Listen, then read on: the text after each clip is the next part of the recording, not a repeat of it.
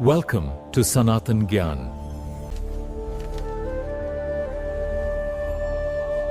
नमस्कार।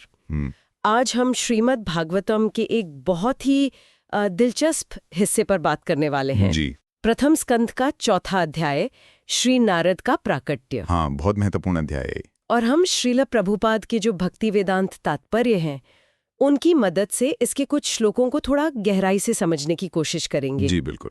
तो सोचिए, नैमिषारण्य का वो माहौल, हजारों ऋषि हैं, शौनक ऋषि नेतृत्व कर रहे हैं, एक बड़ा यज्ञ चल रहा है और वो सूत गोस्वामी से कुछ बहुत गहरे सवाल पूछ रहे हैं। जी लेकिन आज का जो सबसे बड़ा सवाल है वो ये कि व्यासदेव, जिन्होंने वेद संभाले, महाभारत लिखा, मतलब ज्ञान का इतना बड़ा खजाना दिया दुनिया को, हाँ, वो खुद क्यों संतुष्ट नहीं थे अपने काम से? ये थोड़ा अजीब नहीं लगता? ये वाकई एक गहरा सवाल है और इसका जवाब हमें इसी अध्याय में मिलना शुरू होता है। कहाँ से शुरू होती है ये बात?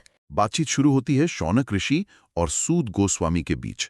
शौनक ऋषि, जो सबसे सीनियर थे वहां, वो सूत गोस्वामी की तारीफ करते हैं, पर सिर्फ तारीफ नहीं, वो एक तरह से उनकी योग्यता को परख भी रहे हैं। अच्छा, ये दिलचस्प है कि ज्ञान देने लेने में दोनों तरफ योग्यता होनी चाहिए, है ना? बिल्कुल। शौनक ऋषि ने सूत गोस्वामी को इसीलिए चुना क्योंकि सूत गोस्वामी ने साफ कहा कि मैं ये कथा ठीक वैसे ही सुनाऊंगा जैसे मैंने महान शुकदेव गोस्वामी से सुनी है और खुद अनुभव की है। ये अनुभव वाली बात, इसका क्या मतलब है यहाँ? कहीं ये तो नहीं कि अपनी तरफ से कुछ जोड़ देना? नहीं, तात्पर्य में ये साफ किया है कि अनुभव का मतलब ये नहीं कि गुरु से आगे निकलने की कोशिश करना या मनमानी करना। तो फिर अनुभव का मतलब है उस ज्ञान के असली भाव को, उसके सार को समझना और उसे सुनने वालों के लिए समय और माहौल के हिसाब से आसान बनाना, दिलचस्प बनाना। अच्छा, मतलब मूल सिद्धांत वही रहे, पर उसे समझाने का तरीका नया हो सकता है। जैसे आज के उदाहरण देना, ये रटना नहीं है, ये आत्मसात करना है। समझ गई। तो शौनक ऋषि को यही चाहिए था, प्रामाणिकता, कोई मणघंट कहानी नहीं। बिल्कुल। इसीलिए वो सीधे पूछते हैं, ये भागवतम कब शुरू हुआ, कहाँ हुआ, क्यों हुआ, व्यासदेव को ये लिखने की प्रेरणा कैसे मिली? और वो व्यासदेव के बेटे शुकदेव गोस्वामी के बारे में भी पूछते हैं। हाँ, शुकदेव गोस्वामी, उनका व्यक्तित्व तो बड़ा ही रहस्यमयी सा लगता है। वो महान योगी थे, समदर्शी थे, मतलब सबको एक नजर से देखने वाले, मन में कोई भेदभाव नहीं। पर बाहर से? पर बाहरी दुनिया में हाँ, कभी कभी वो एक अनजान या मूढ़ व्यक्ति जैसे दिखते थे, लोगों को समझ नहीं आते थे। वो एक घटना है ना जो बड़ी मशहूर है, जब व्यासदेव उनके पीछे जा रहे थे और कुछ युवतियां सरोवर में नहा रही थी। जी। उन्होंने कपड़े पहने, व्यासदेव को देखा तो शर्मा कर तन ढक लिया, पर नग्न शुकदेव को देखकर उन्हें कोई फर्क नहीं पड़ा। ये कैसे हुआ, ये आज भी लोग पूछते हैं। हाँ, और उन युवतियों ने जो जवाब दिया वही सब सच्चा स्पष्टीकरण है। क्या कहा उन्होंने? उन्होंने व्यासदेव से कहा, आपका बेटा तो शुद्ध है, उसकी नजर में स्त्री पुरुष का भेद ही नहीं है, उसकी दृष्टि पवित्र है, पर आप भेद करते हैं। ओहो। ये असल में मुक्त आत्मा और बद्ध आत्मा के नजरिए का फर्क है। जिसकी चेतना शरीर से ऊपर उठ गई, उसे ये बाहरी फर्क दिखाई ही नहीं देते, वो आत्मा को देखता है। ये तो बहुत ही गहरी बात है। तो फिर ऐसे व्यक्ति को जो बाहर से इतना अलग सा लगता था, हस्तिनापुर में लोगों ने पहचाना कैसे? वो तो कहते हैं कि लोग उन्हें पागल, गूंगा समझते थे। पहचान बाहरी रूप से नहीं होती है ना? पहचान होती है वाणी से, ज्ञान से। अच्छा। जब शुकदेव गोस्वामी ने बोलना शुरू किया, जब उन्होंने भागवतम का वो दिव्य संदेश देना शुरू किया, तब लोगों ने समझा कि ये कोई साधारण व्यक्ति नहीं है। उनका ज्ञान, उनकी आध्यात्मिक स्थिति तब प्रकट हुई। असली पहचान तो अंदर के ज्ञान से ही होती है। बिल्कुल। और फिर सवाल आता है महाराज परीक्षित का। पांडवों के वंशज, खुद एक राजर्षि, उनका मिलना ऐसे विरक्त संत शुकदेव गोस्वामी से कैसे हुआ? ये मुलाकात ही तो भागवतम के प्रकट होने की वजह बनी। जी। और शुकदेव गोस्वामी के बारे में एक और बात बताई गई है कि वो किसी गृहस्थ के घर पर सिर्फ उतनी देर रुकते थे जितनी देर में गाय धोई जाती है। बस उतनी देर। हाँ, और वो भी सिर्फ उस घर को, उस जगह को पवित्र करने के लिए। ये दिखाता है कि वो सांसारिक चीजों से कितने अनासक्त थे। एक आदर्श है ये विरक्त जीवन का। इसके बाद ऋषि महाराज परीक्षित के बारे में और जानना चाहते हैं, जिन्हें भगवान का बहुत ऊंचा भक्त माना जाता है। उनके जन्म और काम दोनों ही बड़े अद्भुत थे। हाँ, जन्म अद्भुत इसलिए कि भगवान कृष्ण ने खुद गर्भ में उनकी रक्षा की थी। जी। और कर्म भी अद्भुत, जैसे उन्होंने कली को सजा दी। कली मतलब कलयुग का प्रतीक, जो एक गाय को मार रहा था। गाय को मारना मतलब धर्म पर, सभ्यता पर हमला। और उनकी मृत्यु भी। अब उनकी मृत्यु भी अद्भुत थी। जब उन्हें पता चला कि उनकी मृत्यु निकट है तो उन्होंने सब कुछ छोड़ दिया। हाँ। राजपाट, ऐश्वर्य, सब, और गंगा किनारे जाके बैठ गए। 7 दिनों तक। 7 दिन तक बिना कुछ खाए पिए लगातार शुकदेव गोस्वामी से सिर्फ भागवतम सुना। ये असाधारण समर्पण है। लेकिन यहीं पर ऋषियों के मन में वो बड़ा सवाल फिर से आता है ना? वही सवाल कि परीक्षित तो एक सफल राजा थे, जवान थे, ताकतवर थे, राज्य में सब ठीक था, दुश्मन भी उनके पैरों में झुकते थे। मतलब उनके जीवन में कोई दुख, कोई कमी नजर नहीं आ रही थी। हाँ बिल्कुल, सब कुछ था उनके पास। तो फिर उन्होंने सब कुछ क्यों छोड़ दिया? यहाँ तक कि अपना जीवन बचाने की भी कोशिश नहीं की, बस मृत्यु का इंतजार करने बैठ गए। ये बात समझ नहीं आती आसानी से। सही कहा। आमतौर पर तो इंसान तभी सब छोड़ता है जब बहुत दुखी हो या कुछ कमी हो, पर परीक्षित के पास तो सब था। तो क्यों? तात्पर्य में समझा गया है कि भक्त सिर्फ अपने सुख दुख के लिए नहीं जीते, उनका जीवन दूसरों के लिए एक मिसाल होता है। शायद परीक्षित का ये त्याग दुनिया को अनासक्ति सिखाने के लिए था, जीवन का असली मकसद याद दिलाने के लिए था। पर हाँ, ये ऋषियों के लिए भी बड़ा आश्चर्य था।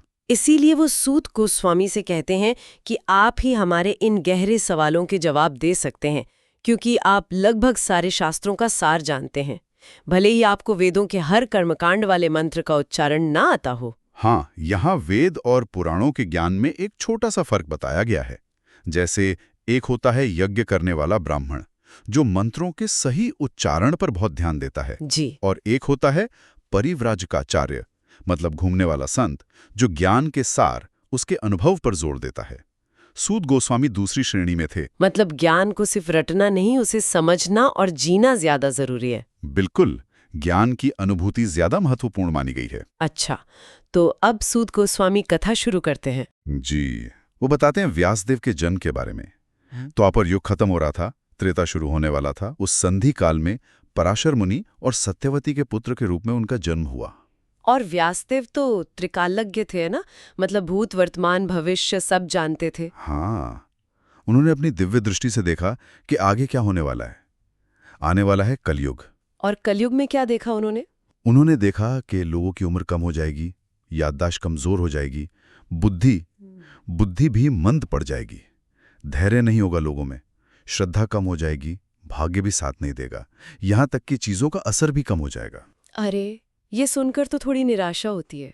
हाँ बिल्कुल। तो ये सब देखकर व्यासदेव ने सोचा कि सभी इंसानों का भला कैसे हो। क्या उपाय सोचा उन्होंने? उन्होंने महसूस किया कि वेदों में जो यज्ञ वगैरह हैं वो कर्मों को शुद्ध करते हैं, पर वो बहुत जटिल हैं। कलयुग के लोग जिनकी बुद्धि कमजोर होगी वो इन्हें ठीक से कर नहीं पाएंगे। तो उन्होंने इसे आसान बनाया। हाँ, प्रक्रिया को सरल बनाने के लिए उन्होंने जो एक ही वेद था उसे 4 हिस्सों में बांट दिया। ऋग, यजु, साम और अथर्व। जी, ताकि लोग अपनी अपनी क्षमता के हिसाब से उसे समझ सकें, उसका अध्ययन कर सकें। और महाभारत और पुराणों को 5वां वेद कहा गया। हाँ बिल्कुल, वो इसलिए ताकि वेद का जो ज्ञान है वो कहानियों के जरिए, इतिहास के जरिए और भी आसान हो जाए, सब तक पहुंच जाए। फिर उन्होंने ये ज्ञान अलग अलग ऋषियों को सौंपा। जी, पैल ऋषि को ऋग्वेद दिया, जैमिनी को सामवेद, वैशंपायन को यजुर्वेद और सुमंतु मुनि को अथर्ववेद। और पुराण और इतिहास की जिम्मेदारी दी अपने शिष्य रोमाहर्षण को, जो सूत गोस्वामी के पिता थे। अच्छा। और फिर इन ऋषियों ने आगे अपने शिष्यों को पढ़ाया। उन्होंने अपने शिष्यों को इस तरह वेदों की अलग अलग शाखाएं बन गई। व्यासदेव का ये पूरा प्रयास एक तरह से ज्ञान को सबके लिए उपलब्ध कराने का था, डेमोक्रेटाइज करने जैसा। ये उनकी करुणा दिखाता है, खासतौर पर जब ये पता चलता है कि महाभारत उन्होंने खासतौर पर स्त्रियों, शूद्रों और द्विज बंधुओं के लिए रचा था। हाँ, द्विज बंधु मतलब ऊंचे कुल में जन्म तो लिया, पर संस्कार, ये योग्यता उतनी नहीं है। जी, क्योंकि इन लोगों के लिए सीधे वेद पढ़ना शायद आसान नहीं था उस समय। सही कहा। तो महाभारत के जरिए, कहानियों के जरिए वो भी धर्म के रास्ते को समझ सकें, जीवन का लक्ष्य जान सकें। और महाभारत में ही तो भगवद गीता है, जो खुद वेदों का सार है। ये तो उनकी बहुत गहरी सोच और करुणा को दिखाता है कि ज्ञान सिर्फ कुछ खास लोगों के लिए नहीं, बल्कि सबके उद्धार के लिए है। बिल्कुल। लेकिन अब आता है कहानी का वो सबसे बड़ा मोड़। इतना सब करने के बाद भी वेद बांटे, महाभारत लिखा, ज्ञान को आसान बनाया, लोगों के कल्याण के लिए इतना सोचा। व्यासदेव खुद संतुष्ट नहीं थे, उनका मन बेचैन था। ये कैसे हो सकता है? यही सबसे हैरान करने वाली बात है इस अध्याय की। वो सरस्वती नदी के किनारे अकेले बैठे हैं और खुद से सवाल कर रहे हैं।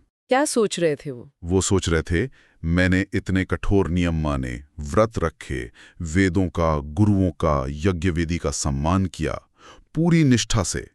मैंने महाभारत के जरिए धर्म का रास्ता भी दिखाया, जिससे स्त्रियां, शूद्र सब धर्म को समझ सकें। हाँ। इतना सब करने के बाद भी मैं खुद, जो वैदिक ज्ञान से भरा हुआ हूं, मुझे अपने अंदर एक अधूरापन क्यों लग रहा है?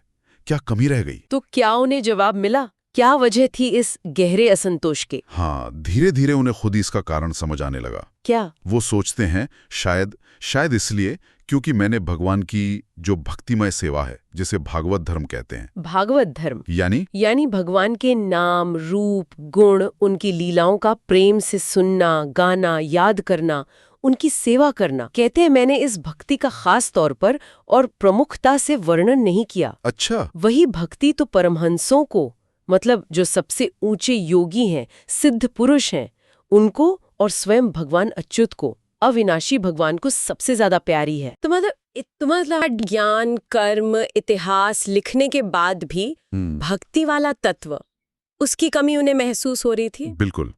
ऐसा लगता है कि ज्ञान और कर्म, चाहे वो कितने ही महान क्यों ना हो, अगर वो भगवान के लिए प्रेम से, उनकी सेवा के भाव से नहीं जुड़े हैं, तो वो आत्मा को पूरी संतुष्टि नहीं दे पाते।